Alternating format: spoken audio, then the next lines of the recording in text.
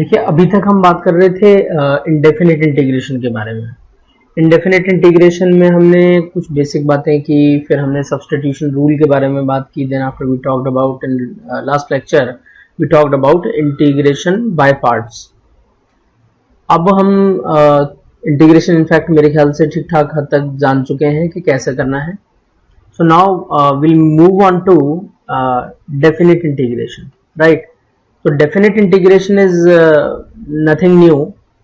यदि हमें basic indefinite integration आता है तो definite integration will be a very simple task for us, right. तो एग्जाम्पल से ही समझ लेते हैं सीधे कि डेफिनिट इंटीग्रेशन में what we are going to do is, let's say एक दो बातें जो हमारे लिए थोड़ी सी काम की हैं वो लिख देते हैं यहाँ पर। एक तो यही बात है कि यहाँ पर हमें हमेशा लिमिट बताई जाएगी कि किस लिमिट में आपको इंटीग्रेशन करना है, ठीक है। So here we will always be given the limits within which integration is to be performed, ठीक है। हमेशा हमें लिमिट बताई जाएगी कि किस लिमिट के अंदर इंटीग्रेशन परफॉर्म करना है। तो क्वेश्चन इस रूप में दिया जाएगा, मान लीजिए कोई भी फंक्शन एफ एक्स है, उसे आपको इंटीग्रेट करना है। इंटीग्रेट करने के लिए लिमिट देंगे ए से बी तक। मान लीजिए जब हम इसको इंटीग्रेट करते हैं डेफिनेट इंटीग्रेशन के रूप में, तो हमें कुछ भी let's say capital F type का कोई फंक्शन मिल जाता है, ऐसा मान लीजिए। तो इसको आप इस तरीके से लिखिए ए बी। ऑब्वियसली ये जो चीज है this is called lower limit and this b is the upper limit, okay। तो आप इसको ऐसे लिख देंगे, बस जहां जहां x आ रहा है उसकी जगह आप b पुट कर देंगे, माइनस साइन, जहां जहां x आ रहा है वहां a पुट कर देंगे। इस बार कांस्टेंट ऑफ इंटीग्रेशन नहीं आएगा because this is a definite integration, so we here we will not be having any constant of integration, right। Example से समझ लेते हैं, it will be very easy task। देखिएगा एग्जाम्पल्स की हम बात करते हैं, एग्जाम्पल्स की बात करते हैं हम जरा। लेट्स से हमको इंटीग्रेट करना है x square dot D X का इंटीग्रेशन। बिल्कुल सिंपल एग्जाम्पल ले रहा हूँ 0 से 1। तो it's very simple, x cube by 3 will be it's indefinite integration. 0 से 1 लिमिट है, 0 is lower limit and 1 is upper limit obviously. And in this what we'll do is 1 by 3 comes out, x cube becomes 1 cube minus 0 cube is written like this, so it is 1 by 3 final answer. No constant of integration will be there. So in most of the cases you will find that the value of definite integration is some constant value. In most of the cases you will find that. इसके बाद हम बात करें और एक और example ले सकते हैं हम, जैसे देखिएगा लेट्स से हम एग्जांपल लेते हैं जिसमें sine x dot D x integration करते हैं 0 से लेकर के पाई बाई 2 के बीच। So what will get here is sine x का integration will become indefinite integration is minus cos x 0 to pi by 2, so minus comes out cos pi by 2 minus cos 0 minus cos pi by 2 is 0, cos 0 is 1, so it becomes plus 1, ठीक है। तो इस तरीके से हम indefinite integration कर सकते हैं किसी भी फंक्शन का। बस हमें कुछ नहीं करना है, डेफिनेट इंटीग्रेशन कर सकते हैं। हमें सिंपल इंडेफिनिट इंटीग्रेशन करना है। ये हमने इंडेफिनिट इंटीग्रेशन किया, जहां एक्स आ रहा है वहां पर लिमिट लगाई, माइनस का साइन लगाया, जहां एक्स आ रहा है वहां पर लोअर लिमिट लगा करके हमने और फाइनली उसको सॉल्व कर दिया। इसके अलावा यदि हम बात करें और मान लीजिए मैं आपको क्वेश्चन देता हूं एक, y is equal to B square minus X square, ये फंक्शन है। Integrate above function with respect to x इन 0 to b, इन 0 to b रेंज में हमें इस फंक्शन को इंटीग्रेट करना है मान लीजिए। तो हम क्या करने वाले हैं यहाँ पर देखते हैं। It is coming out to be sort of it's appearing of the kind of integration by substitution, right? तो यहाँ पर सॉल्व करने से पहले मुझे x को पुट करना चाहिए b sin थीटा मान लीजिए। तो what I'll get here is, यदि मैं x को b sin थीटा पुट करता हूँ तो b square minus X square under root dot dx का मुझे इंटीग्रेशन करना है। तो इसमें B square minus B square sine square theta under root dot D X चल रहा है अभी। यहाँ पर ही देख लेते हैं, D X by D theta will be equal to, हमने बी आ गया ऐसा कैसा, साइन थीटा का इंटीग्रेशन आपके पास में डिफ्रेंसिएशन आ जाएगा कॉस थीटा। तो डी एक्स की वैल्यू जो हमें पुट करनी होगी वो B cos theta D theta put करनी होगी, ठीक है। तो ये dx की वैल्यू हम यहाँ पर पुट करने वाले हैं। तो ये B square minus B square sine square theta यदि हम देखें तो b आ गया common, 1 minus sine square theta बनेगा कॉस स्क्वायर थीटा, और cos square theta under root में है तो it will become cos theta. और dx आ रहा है, dx की जगह हम फिर पुट कर देते हैं b cos theta D theta integration, right. तो ये बन जाएगा b square cos square theta D theta integration. अब cos स्क्वायर थीटा को आपको कभी भी इंटीग्रेट करना हो तो what will you do is, आप इसको 2 थीटा फॉर्मेट में कन्वर्ट कर दीजिए। तो ये बन जाएगा आपके पास में cos 2 theta plus 1 by 2 dot D theta and integration. ये आ गया बी स्क्वायर बाई 2 इधर, cos 2 theta D theta integration plus 1 dot D theta integration, ये कॉमन चल ही रहा है बी स्क्वायर बाई 2। तो cos 2 थीटा का integration will B sin 2 theta and by 2 plus इसका हो जाएगा आपके पास में थीटा, ठीक है। अब देखिएगा बड़ी एक इंपॉर्टेंट बात है यहाँ पर, इंटीग्रेशन बाय सब्सटीट्यूशन जब हम कर रहे हैं और डेफिनेट इंटीग्रेशन कर रहे हैं तो देखिएगा, समझिएगा जरा बात को। सब्सटीट्यूशन से हमने इंडेफिनेटली इंटीग्रेट कर लिया है इसको, अब हमको लिमिट लगानी है यहाँ पर, limit are from 0 to b। अब देखिएगा गड़बड़ ये हो रही है कि 0 टू b जो लिमिट है, 0 टू b जो लिमिट है ये लिमिट है x की लिमिट दी हुई है, जबकि हमारे यहाँ पर चल रहा है अब थीटा के रूप में पूरा शो थीटा के रूप में चल रहा है।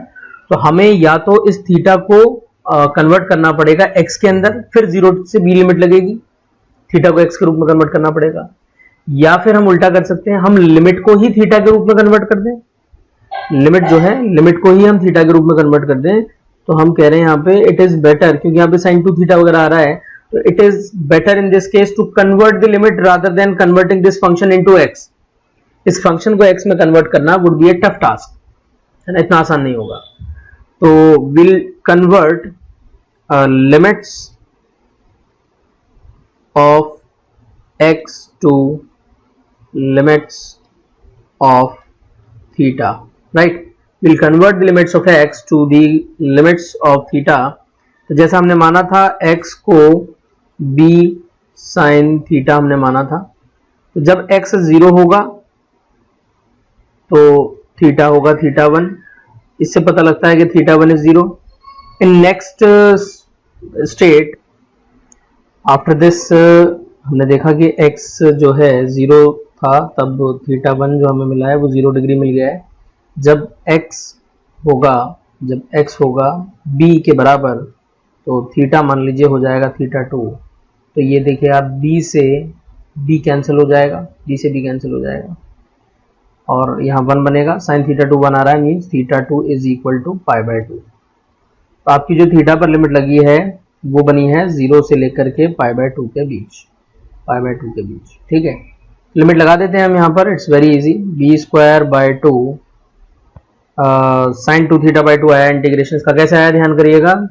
हमने कहा था कि जब भी लीनियर फंक्शन ऑफ होगा, जब भी लीनियर फंक्शन ऑफ जैसे 1 अपॉन ax प्लस b को हमने ध्यान कीजिए इंटीग्रेट किया था, तो ln ax प्लस b हमने लिखा था, अपॉन में a कर दिया था। तो यहाँ पर भी ऐसा ही है, साइन 2 थीटा प्लस 0 है, 2 थीटा प्लस 0 है, तो साइन 2 थीटा प्लस 0 है, या कॉस 2 थीटा प्लस 0 था तो उसका साइन 2 थीटा प्लस 0 हुआ और ये लीनियर फंक्शन बना तो अपॉन 2 आ गया। अब यहाँ पर हमको लिमिट लगानी है इसके अंदर, तो साइन 2 थीटा में हम पहले पाई बाय 2 लिमिट लगाएंगे, तो 2 into pi by 2 plus pi by 2, ठीक है। अब माइनस लगाएंगे, हम लोअर लिमिट लगाएंगे, तो sine 2 into 0 upon 2 minus theta यानी 0 है, फिर से ये लोअर लिमिट लग गई हमारी इस बार, और ये इस तरीके से ये टर्म 0 हो गई है। साइन 2 से 2 गया, साइन पाई आ गया, ये भी 0 हो गया, या पाई बाय 2 बचा है, यहाँ बी स्क्वायर बचा है, तो B square by 2 into pi by 2, तो पाई बी स्क्वायर बाय 4, ये हमारा फाइनल आंसर आ गया, ठीक है। ये फाइनल आंसर आ गया हमारा, ध्यान रखिएगा इसको। ये जो सेक्शन है ये है चेंज ऑफ लिमिट्स वाला, ये चेंज ऑफ लिमिट्स वाला सेक्शन है, ठीक है। अब इसी में मान लीजिए, इसी क्वेश्चन को एक बड़े अच्छे तरीके से मैं देख सकता हूँ। मेथड 2 देखिएगा इस क्वेश्चन का। मेथड 2 में मैं कह रहा हूँ कि फंक्शन हमें दिया था y is equal to B square minus X square. थोड़े दिन बाद, अभी इनिशियल स्टेज है आपकी, थोड़े दिन बाद आपको मैथ्स की एक जनरल इक्वेशन बताई जाएगी जो कि होगी y X square plus Y square बराबर बी स्क्वायर।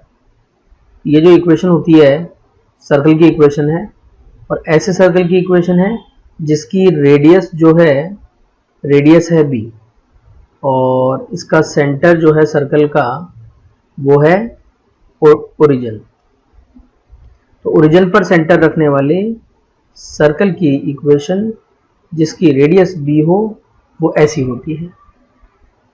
अब आप ध्यान से देखें जरा, इसको इसी फंक्शन को इस रूप में कन्वर्ट किया है इन्होंने, इस तरीके से देखिएगा, वाई स्क्वायर बराबर B square minus X square, तो y is equal to B square minus X square का अंडर रूट, यही हमें फंक्शन दिया हुआ है।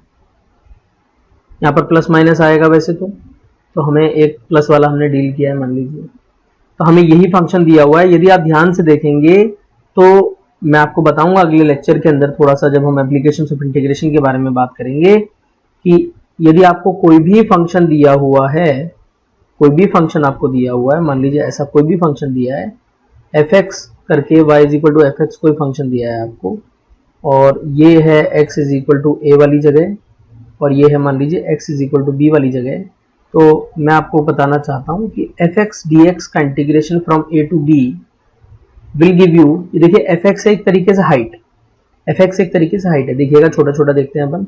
मान लीजिए मैं किसी जनरल दूरी पर हूँ, इस बार ये मैं किसी जनरल कोऑर्डिनेट पर पहुंच जाता हूँ, एक्स कोऑर्डिनेट पर, ये छोटा सा जो गैप है इस गैप को मैं कह रहा हूँ dx है, ये मान लीजिए, और ये छोटा सा गैप dx है, और इस dx की जो हाइट है, क्योंकि मैं किसी x कोऑर्डिनेट पर हूँ, किसी x कोऑर्डिनेट पर हूँ, तो y की वैल्यू क्या मिलेगी मुझे, x डालूंगा तो y मिल जाएगा, y will be this height,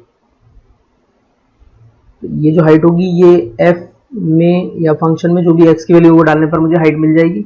तो इस fx को यदि मैं dx से मल्टीप्लाई करता हूँ तो देखिएगा आप, मुझे ये वाला एरिया मिल जाएगा, if you consider it to be a rectangle, और ऑब्वियसली ये एक रेक्टेंगल ही होगा क्योंकि ये जो dx है ये इतना छोटा है कि this is almost this area, this trapezium kind of area, triangular area is almost negligible है ये।